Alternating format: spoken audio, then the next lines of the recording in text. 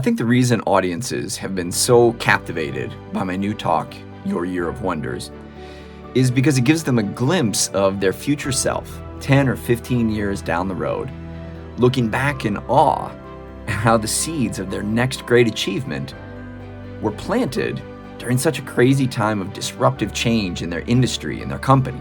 Modern neuroscience shows that strange and unexpected changes in our external environment act like an alarm clock that wakes up creative superpowers in our brains that most of us didn't even know we had. Newton had seen an apple fall from a tree hundreds of times before. I mean, he literally grew up with an apple orchard in his backyard. But it wasn't until the confusing, frustrating, frightening absurdity of a sudden plague epidemic that Newton's newly unleashed creative superpowers finally connected the dots between a falling apple and the force of gravity. I think their eyes widen because it reminds audiences that their own big breakthroughs, their years of wonder, have always happened during times of upheaval just like this. Sit up straight, square your shoulders, and say, but growth is happening. Growth is happening. Can we try it? Let's try it. All right, so I'm going to say change is hard, and you're going to say, good. Now this time, square your shoulders. All right? So listen, guys. I know I've been going through a lot of change lately, and I know that change is hard. Well done. Well done. You guys are quick learners. I don't care what anybody says about you. Because that's what we're here to talk about today, right? One team, one future. 10, 20, 30 years from now, the leaders who are going to carry on your legacy are going to be able to look back and say, all the success that we enjoy right now, all the positive impact that we are able to have on our customers, on our communities, began on the edge of chaos when this group of change agents boldly and courageously decided to step up and fully embrace this once-in-a-career opportunity for true transformation. Not in spite of all the change, not in spite of all the chaos, not in spite of all the uncertainty, but precisely because of it. Welcome to your Year of Wonders.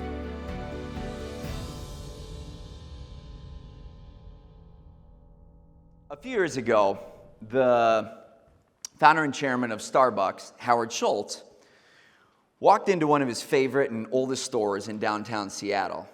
And when he walked in the door, the first thing he noticed was not the scent of freshly brewed coffee. It was actually the stench of burnt cheddar cheese.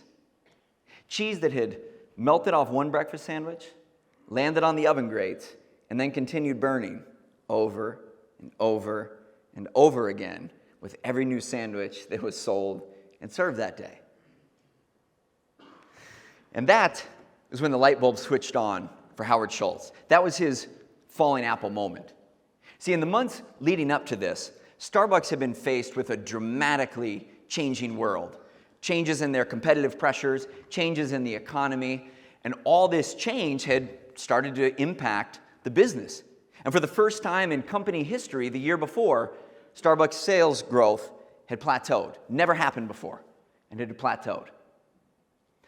And Schultz was seeing the writing on the wall all along, right? This wasn't news to him. But he's telling everybody what we need to do to get back on the path to growth is we need to reassert our coffee authority.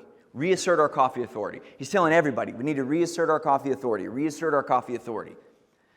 But the message hadn't been getting through, and he wasn't quite sure why until that encounter in the store that day.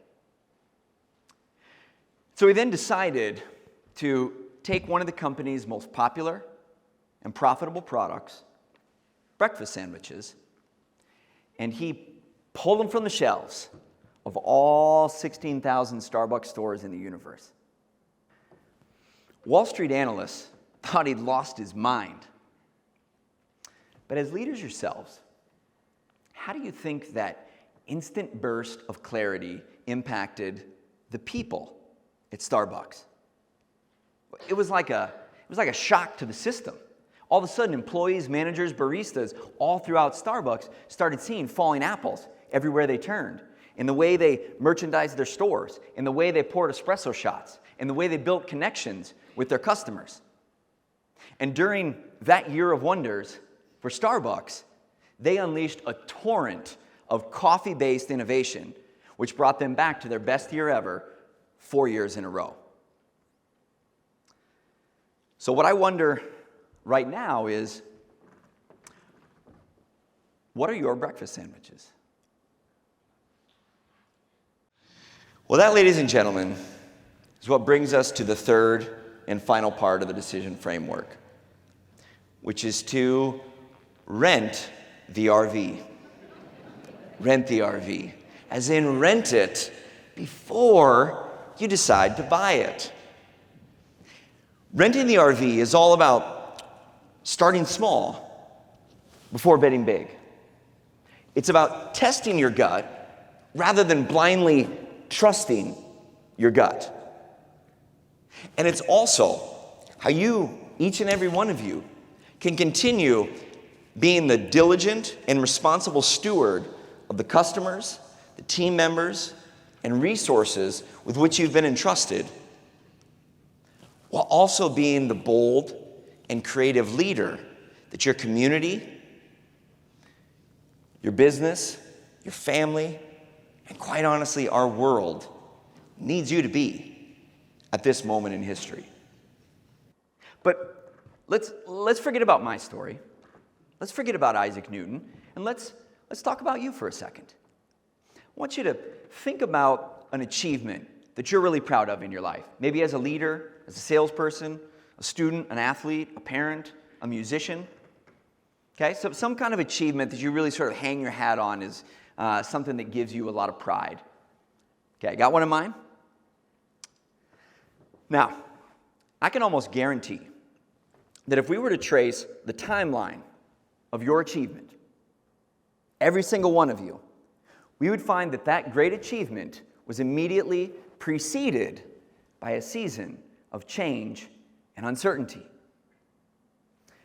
And now let's bring that to bear on your current situation.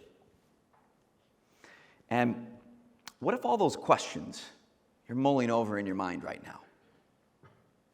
What if that heightened state of arousal that sometimes snaps your eyelids open in the wee hours of the morning, what if those are not symptoms of your struggles, but they are actually signs that you are standing right on the cusp of your next great achievement, your next big growth spurt, your next year of wonders? Not in spite of the change, but precisely because of it.